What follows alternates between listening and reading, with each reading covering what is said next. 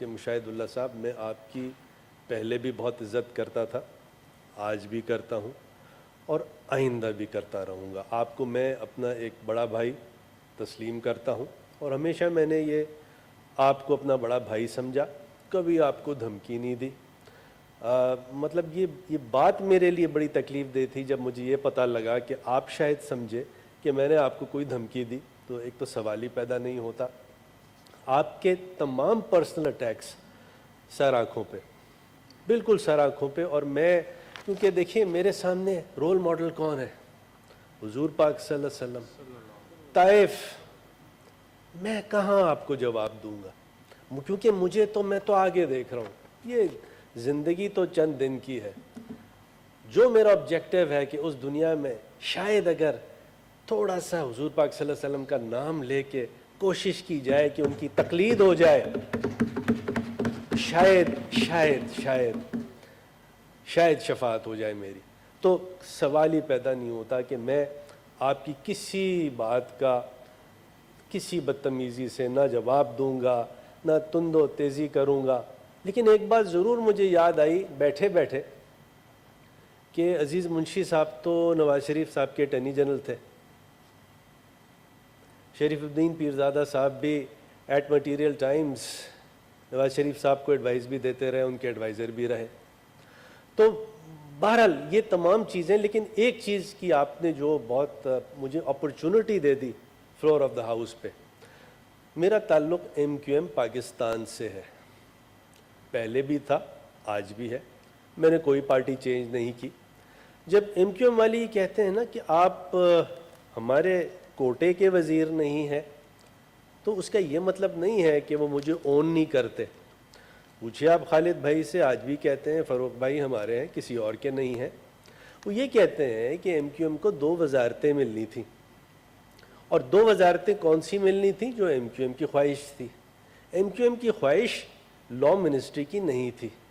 یہ عین ممکن ہے کہ اگر دوسری وزارت جس کا تعلق لا سے نہیں ہے وہ ایم کیو ایم کو دی جاتی تو شاید ایم کیو ایم مجھے وہاں منسٹر بنا دیتی، مجھے نہیں پتا۔ تو لہٰذا یہ کہنا کہ میں نے پارٹی چینج کر لی تو مناسب بات نہیں ہے۔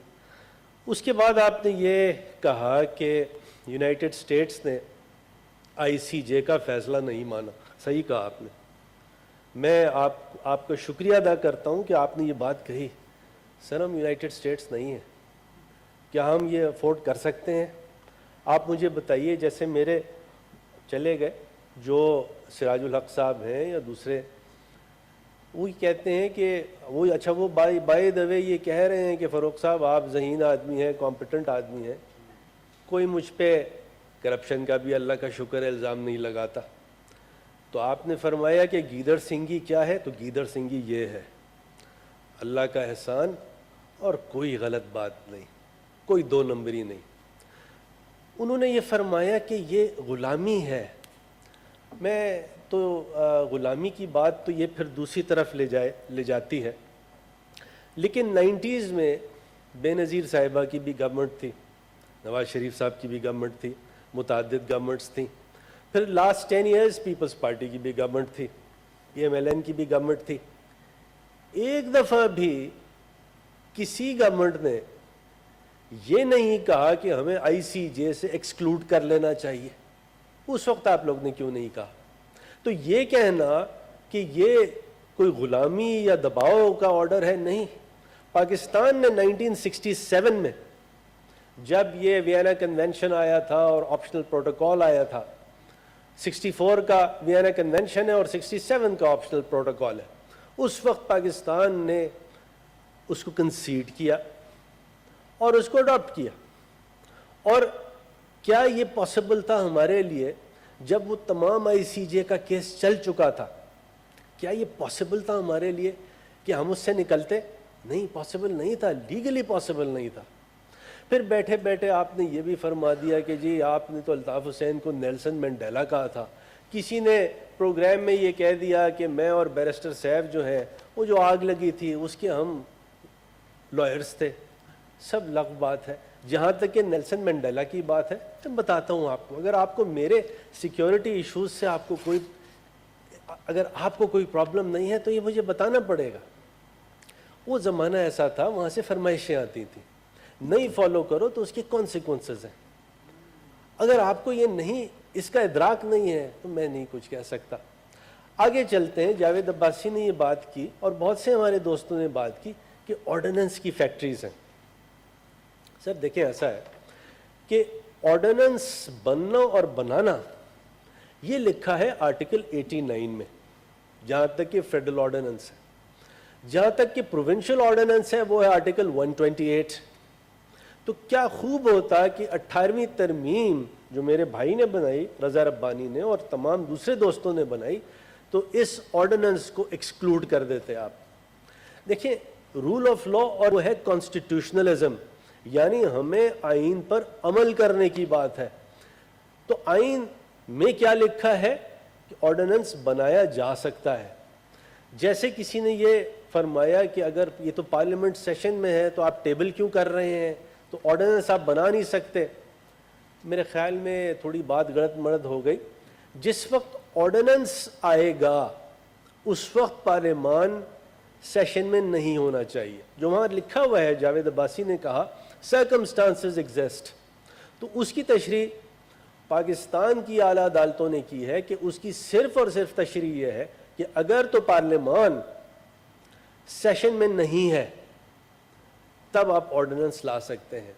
اس کا اور کوئی مطلب، کوئی ایمرجنسی، کوئی ارجنسی اور کوئی نہیں ہے سوائے اس کے. دا کرائیٹیریا اس کا یہ ہے کہ کیا پارلیمان سیشن میں ہے یا نہیں ہے. اور جب یہ آرڈیننس لایا گیا پارلیمان سیشن میں نہیں تھا. اور آرٹیکل 89 جس طرح 18ویں ترمیم کے بعد بنا ہے وہ یہی ہے کہ جب آرڈیننس آ جائے تو بعد میں اس کو ٹیبل ہونا ہے. ٹیبل کب ہوگا؟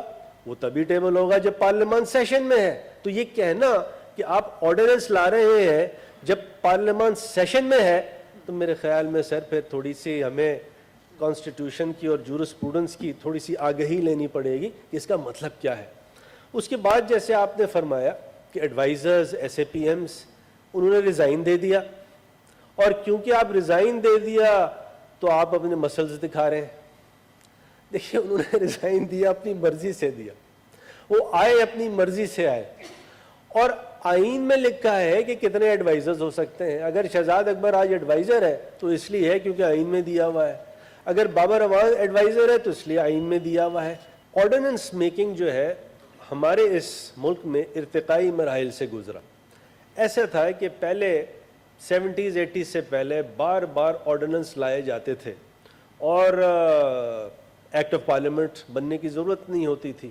لیکن بعد میں سپریم کورٹ نے یہ فیصلہ دیا کہ ایک دفعہ جب آرڈیننس آپ لے آئیں تو دوسری دفعہ وہ آرڈیننس نہیں لا سکتے. اور وہ جب بعد میں 18ویں ترمیم آئی تو 18ویں ترمیم نے آرڈیننس میکنگ کو بالکل ریسٹرکٹ کر دیا. اور اب یہ بھی کنڈیشن ڈال دی کہ اگر آپ آرڈیننس لائیں گے تو آپ کو ٹیبل کرنا پڑے گا. لہٰذا یہ تمام آرڈیننسز جو ہیں این 18ویں ترمیم کے مطابق جو آرٹیکل 89(2) میں دیا ہوا ہے تو وہ تمام چیزیں دی ہوئی ہیں. تو یہ تمام کے تمام ایڈوائزرز ہیں. S A P Ms rules of business میں لکھا ہوا ہے، ایڈوائزرز کانسٹیٹیوشن میں لکھا ہوا ہے، آرڈیننس کانسٹیٹیوشن میں لکھا ہوا ہے. آپ یہ تمام ریپیل کر دیں، لیکن اگر 18ویں ترمیم میں آپ نے ان کو انٹیکٹ رکھا ہوا ہے تو یہ کہنا کہ یہ جمہوریت کی توہین ہے، میرے خیال میں یہ مناسب بات نہیں ہے. Last and not the least, آپ نے یہ فرمایا کہ شاید ایم کیو ایم والوں کا ابھی بھی الطاف حسین سے کوئی کانٹیکٹ ہے. یہ بالکل غلط بات ہے. ایسی بات نہ کریں جس کا آپ کو بھی پتہ ہے درست نہیں ہے. جب الطاف حسین سے اس ایم کیو ایم پاکستان نے اپنے راستے جدا کر دیے تو جدا کر دیے، اور اس میں کوئی دو اوپینینز نہیں ہے.